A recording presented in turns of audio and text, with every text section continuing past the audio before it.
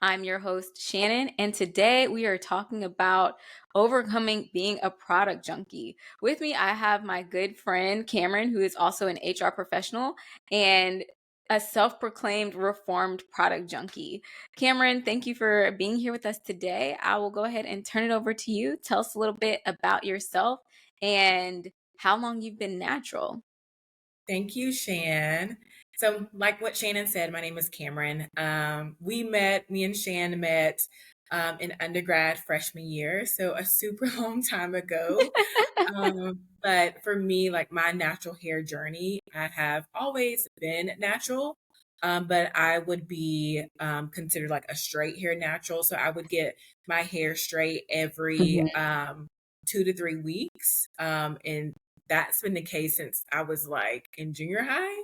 But I've never Mm, had a relaxer. Any chemical never has touched my hair. But I would say in 2016, that is when I decided to become a curly hair natural. yeah. And that was when I was in grad school. I was out of state. So I was up there by myself. I really could not find a good hairstylist to save my life. And I feel like that was around the time too, Shan, where the natural hair community, the YouTube was kind of Mhm. like blowing up. So I was one of those people who were like watching all these different YouTube videos. I was very Mm, intense when I first started becoming like a curly hair natural. I used to deep condition my hair 3 times a week. Like, who was I? yeah. Whoa. But I was like, I had some time on my hands, but Yeah. that was me. But also with that, I was also like buying every single thing under the rising sun, Mm, from, watching all those different videos. So that is where the product junkie all started, was in 2016. I'm like, hey, like I gotta do something different. And then I was buying every single thing that yeah. I watched, every single thing that I just ran into. So yeah, that's how it all started. And I forgot to say, we do have a little special guest in my lap, my little dog. So just Hi, don't Blue. even don't even look at him. But yes. But yeah, that's how it all started, with me becoming a product junkie. I think it's so funny. One, because I think definitely in those like early 2010s, like the Yeah. YouTube influencer community in terms of natural hair was really blowing up. I know like Natural 85 was and still is. Yeah. Like I still reference things from her sometimes as well, like of watching and really just trying to make sense because like you said, you were a straight hair natural for a long time. And now, like, that's a very different experience than being left alone. It's like necessity was the mother of invention for you needing to figure out, all right, like I've been getting my hair straight. It wasn't a perm, but it also wasn't me having to do it. Yeah. So now I'm out here in grad school. What do I do essentially? Like, how do I figure this out? And Yeah. YouTube really was the place where I think a lot of people were looking to say what's going on. But it was Mhm. also a lot of information to filter through. Yeah. And it took so long for me to kind of like learn hair types. I'm not too hung up on it, of course, but I was kind of watching anything and everything that, I needed to learn. Okay, Cameron, like what is your hair type? Like what works for you? Because I'm doing the same style as somebody else that has a completely different hair type as me. Mhm. Why is my curls not looking the same? So that took a lot for me to kind of like learn to, with watching YouTube and being so addicted to it, of like, okay, you're trying all these products, you need to learn like different hair types. It was most definitely a journey when I first started to become, curly natural basically. Yeah, out of like all of the things that you were watching, because I know we said like YouTube specifically, and there were a lot of Mhm. like influencers, but Yeah. like what were your biggest influences in guiding the actual product selection? Whoa. So I'm going to start out with, I don't know if you know Shanice Crystal. So she used to go by Natural Nisi, but she changed her Ah, name, which I think that we've noticed over the years. There's not too many strictly natural hair influencers. Have you noticed that? So back in the Talk day, about it. everybody was like that natural hair influencer. Now it's kind of more of like the lifestyle too. Lifestyle. But Mm-hmm. that was my go-to. So natural Niecy, now she's Shanice Crystal. I watched her video to do the big chop.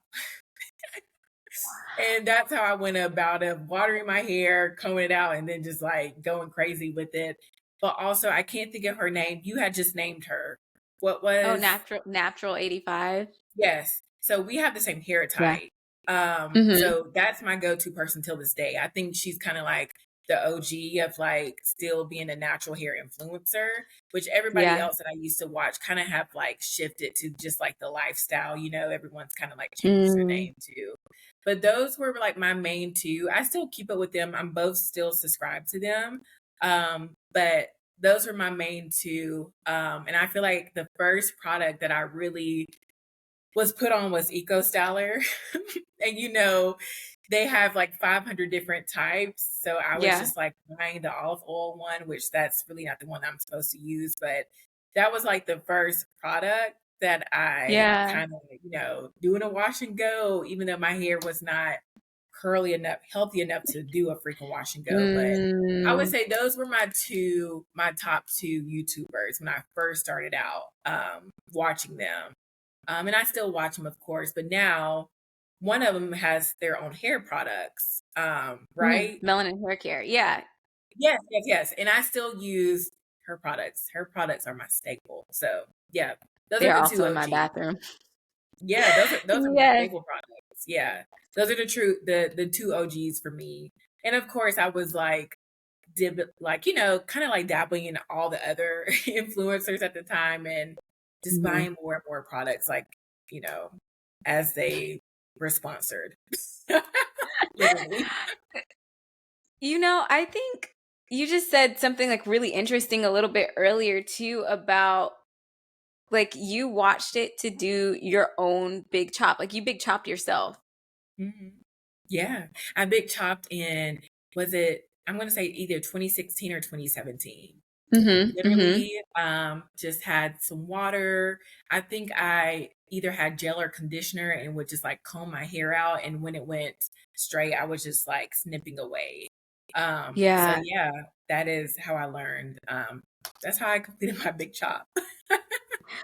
Wow. No, I think because I know I had like a different experience where I was like gradually with the stylist just being like, okay, like let's snip until it was kind of like, all right, like we're just cutting off heat damage more so than like necessarily doing a big chop. But you also said like in learning those different products, like you're trying these things, but your hair wasn't even like healthy enough to get to the Yeah, curls that you like were aiming to see with these products. So the thought process was the products will give me these curls, but yeah, then looking back, you're able to say it really is the health of my hair that will give me yeah. these curls and then finding the right products to complement it. Oh yeah, 100%. Because I couldn't really do like a decent wash and go until like 2018. But Mhm. there I was in 2016, 2017 trying to do a wash and go. But yes, I most definitely had that mindset of like, okay, if I try this product, that made her hair look like that, like my hair will look like that. But it's really just Yeah. about, is your hair healthy? Yes or no? And then that's when you can start seeing a difference in like your styles, Mhm. basically. And you also said, right, like you found somebody who you felt like actually had your same hair type. And even now, it's kind of a place where you can go back to reference. But you also mentioned, like, despite, seeing this person and saying, we have a similar hair type, there was also, but these products are sponsored, right? So I don't want to miss out. Like, I want to try these new things. So talk about a little bit about that. Like, how do you feel like product marketing and sponsoring and influencer culture even has like really kind of made this culture of FOMO a little bit, I would say, in terms of Oh, products. yes. Girl, I was a sucker for sure. And I love a good, cute packaging. Like that's my thing. So if I Mm, would see a celebrity drop something with some cute yeah. packaging, listen, like I was eyeing it with all the account, everything. So yeah, I mean, it took me a while. I still watch those videos that are sponsored, of course, but Mhm. it took me a while to really like hop off of the bandwagon, of Mm, like something yeah. is sponsored. Oh my gosh, let me get it. Or a celebrity drops this hair care. Oh my gosh, let me get it. now I know that it's important to like check out the ingredients, you know, and Mm-hmm. is this really good for my hair? And kind of like take it from there. And now I look at hair care just like how I look at skincare. Like with skincare, you don't have to have all the products in the world. Like you need something that's good for Yeah. your skin, right? Is your skin acne prone or oily? But I look at it the same way as my hair. Like I don't need every single thing for my hair. Everything is not going to work out for my hair, Yeah. even though it works out for somebody else. So I look at it like, you know, I have my faithful few skincare products and I have my faithful few hair care products, and all is well. But it Yeah, must I have, think it's almost yeah, it took me so long to get there. Come on now. Like I was on the train. My cousin used to joke with me and say like, you know, I had a hair store in my bathroom. And she wasn't lying.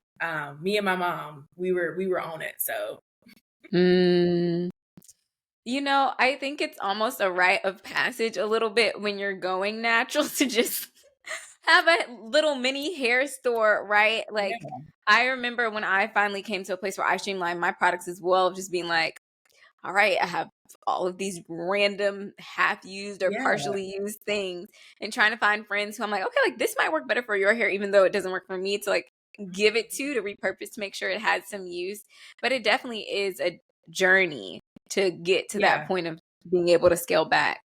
Yeah, for everyone. Because, like, maybe like a couple jobs ago, I've had, you know, some of my colleagues trying to go natural, and they're like, girl, like, these natural hair products are like so expensive. And I'm like, yeah, it is. You know, Mm, I know that it is, you know, more expensive than just your regular hair care, but once you learn, you know, what is good for your hair, you can stop, you know, going into Target and buying the whole owl, or going into the beauty supply store and like literally like, you know, clearing out the store. So I understand. I feel like it most definitely is a part of it, you know, kind of yeah. going through your product junkie stage, and then eventually you'll get it together. That's like a throwback. I think like earlier, it's just going to Sally's and being like, what do you have in here today? Like, let me pick the thing that I saw on this video to be the product that I want to try. Or like to your point, Target, like their options are so expansive Oh yeah. now as Uh-huh. well. Oh yeah. I used You to get mentioned, at Sally's, I used to get like whatever was on sale. yeah, that's And kind fair of because in your mind, you're trying to save money, right? But you said something earlier where you mentioned that as you were able to identify what works for you, you were able to save money because you weren't spending it on everything. So, talk a little bit about how that streamlining into consistency was able to impact your wallet. come on now. Like, yeah, what I mentioned earlier, I am fully aware that hair care products, natural hair care products, are not the cheapest, you know, for a number of things of the ingredients. Yeah. Some of these natural hair care products that we're buying are from like small, you know, companies, basically. Hmm. So you have to factor all those things in of why it's a little bit more expensive. But yeah, I mean, buying all those things at once, or even every single time you go into Target or walk Yeah. by Sally's, like that can most definitely hit your bank account when you actually sit there and look at it, you know, because those products are easily dang near $20. So think about it, you know, Per if you product. get right, if you get three or four, that's all she wrote, you know. So me having my faithful few has most definitely helped out the coins, you know, not just Yeah. going in and spending crazy amount of money in Target or the beauty supply store, or Mhm. even, you know, there's natural hair care products in like Sephora and Ulta now these days. So, Yeah. you know, less is more will really help out when it comes to the coins for sure. Yeah. I think it's beautiful, right, to see options in so many places that there weren't before, but it also does make it overwhelming to see stuff Yeah, everywhere. So I'm yeah, curious for you, what was like your turning point, right? Because we talked about you being a product junkie and now we have like a streamlined, less hectic bathroom cabinet with our go-to products, but what was the turning point in that journey yeah. for you? Yeah, so after I went through your class, we did the group sessions and also the individual sessions. And Mhm. that is when you walk me through like what is good for your hair and learning my like frosty and stuff like that. And actually Mhm. sitting down and thinking like, okay, Cameron, you're saying you have a dry and itchy scalp, but like you're still using the same products. Like, make it make sense.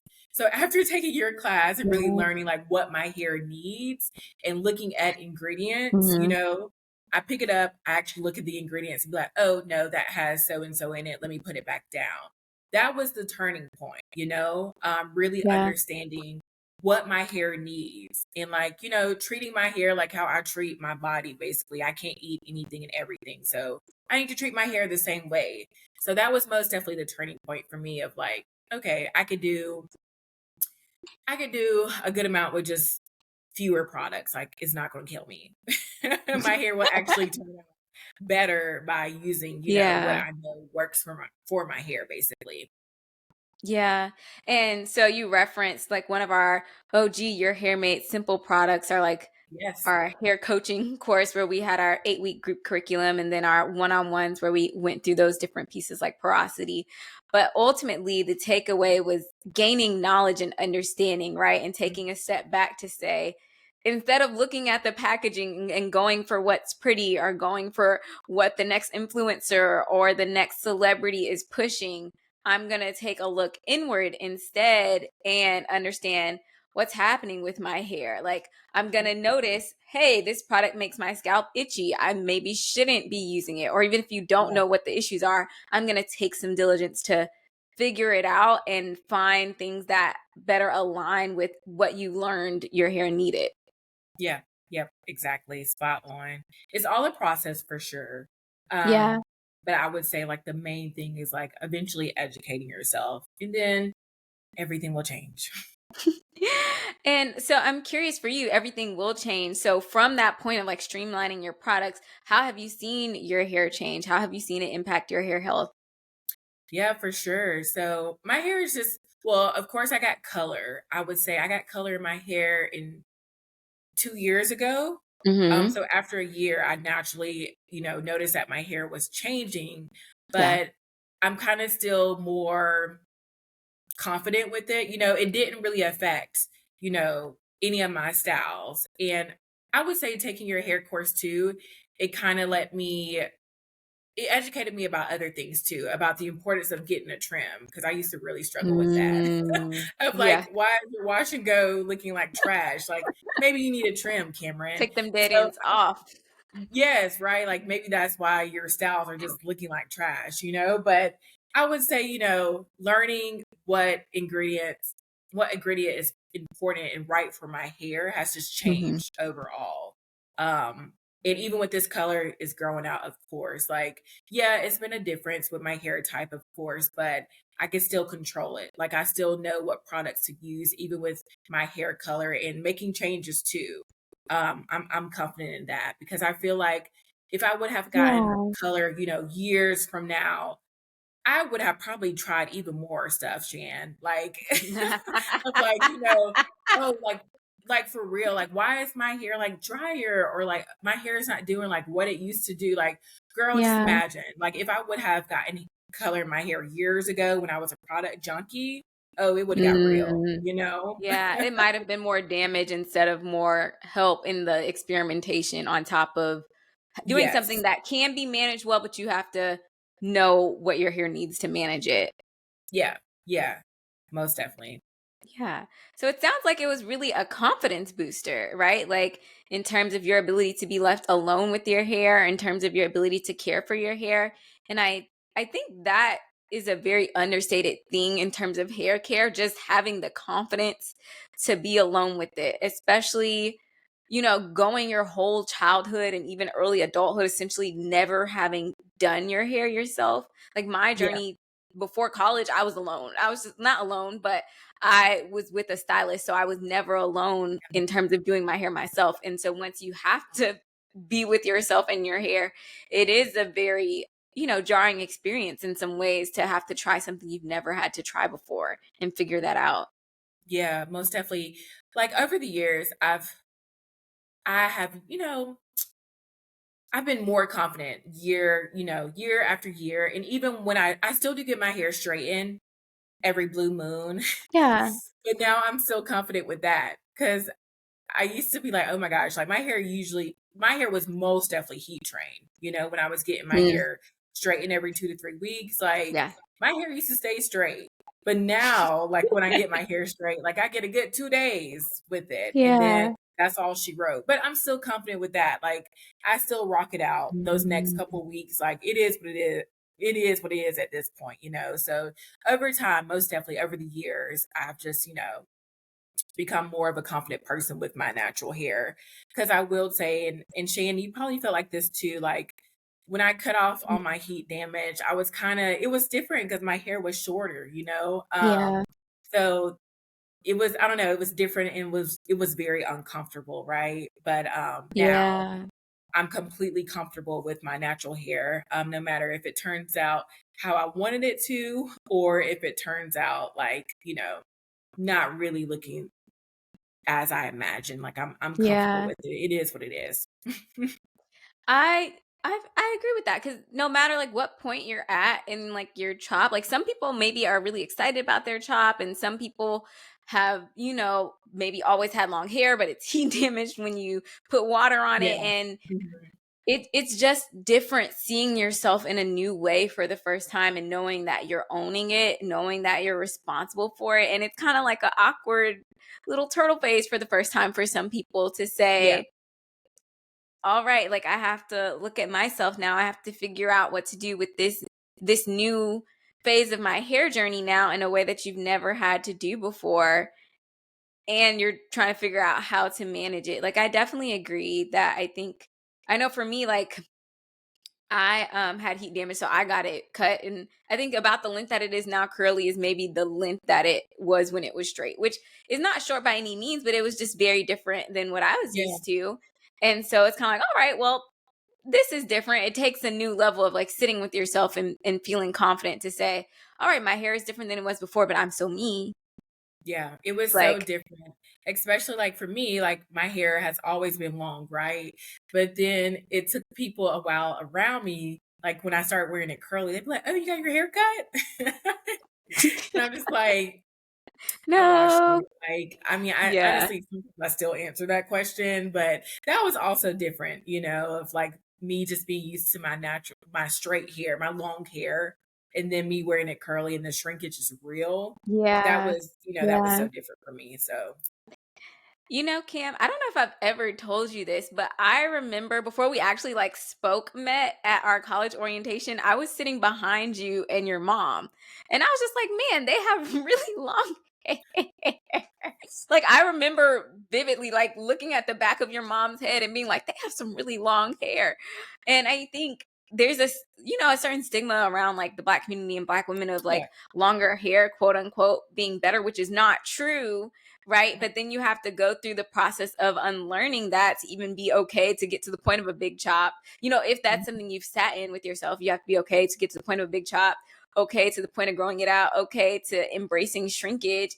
And Yeah. I think that plays into product choice as well, because part of wanting these different products is that if I find the right one, it'll make my hair grow like their hair grows, or it'll make my hair look like their hair looks. So unlearning all of that stuff helps to free you to be okay to just pick what's going to make your hair healthy versus like trying to hyper focus on the next big growth thing. Yeah, that was most definitely a journey for me too. Because, I guess where I'm from, which you probably heard it too, like if you were Black and you had like long hair, like people would ask you what you're mixed with. So that was like, that's something I grew up with too. I'm from a small town. But also it was different for me because my parents, my family, my older family, they were just not on board with the curly hair, Mm, because I feel like our parents' generation, they didn't look at it as professional, which some yeah. people our age, you kind of, I don't know, it's most definitely a journey, because those thoughts can most definitely get up in your head too. So it was a journey for me of like getting comfortable, like even when I'm around my family, like, ugh, Hmm. you don't ever know sometimes what your auntie is gonna Yeah. say. Girl. So it was a journey for me to get comfortable with it. Of be like, no, like my hair is curly. I like it like Yeah. this. No, I'm not going to straighten my hair for this event. Like, I'm good. So, but no, I'm not going to straighten my at hair. orientation, girl, I don't even remember us being at orientation together. That low key got me in my feelings a little bit.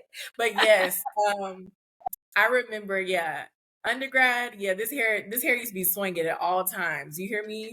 2, 3 weeks used to be up in somebody's chair, swinging it at all times. But yeah, that's a throwback. But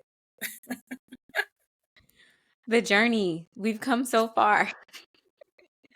yes. Well, Cam, as we get ready to wrap, what tips do you have for those that are listening, those that are looking to become reformed product junkies as yourself? Yeah, so tips, most definitely educate yourself. That's kind of like the biggest one. Educate yourself in the right areas. Don't hop on the trends. If something is catching your eye, that's completely fine, but kind of dive a little bit deeper into it. Look in the ingredients, continue Yeah. to use YouTube. Now we have Instagram and all that good stuff, and just educate yourself about it. And take it from there. It's most definitely a process. It's a journey. I think we all go through that stage of being a product junkie, but educating yourself and being okay with just having your faithful few is okay. Your hair will be fine. You might have that itch to buy some more, but it's okay. Once you find your faithful few, you're good to go, sis. So Yeah. yeah, my tip is to educate yourself, and all is well. Yeah. Take the time. Just take Yeah. the time. Yeah, it's most I definitely love a that. journey, it's a process. All right. And then if you could say one affirmation to your hair right now, what would you say? I would say love your hair regardless. And the reason why I say that is because, as you can see right now, my hair is in a slick bun. It's not even the slickest of the slickest bun, right? I just put this with some conditioner, right? But my hair is moisturized. But love your hair regardless, no matter if it's a fresh wash and go, if it's a fresh silk Yep. press, a twist out, no matter how your hair is looking, love your hair regardless. So that would be yeah, that's my thing. I love that. Awesome. Well, Cam, thank you so much for joining us today. And for those that are listening, remember that all hair is good hair and your hair is good hair. Until next time. Thanks for listening to today's episode. If you liked what you heard, make sure to hit the subscribe button, leave us a review telling us what resonated with you, and share this episode with someone else who you think would also enjoy our conversation. You can follow us on social media at Your Hair Made Simple, and also keep up with us by joining our newsletter in our podcast description. Until next time, thanks so much for being a part of our community.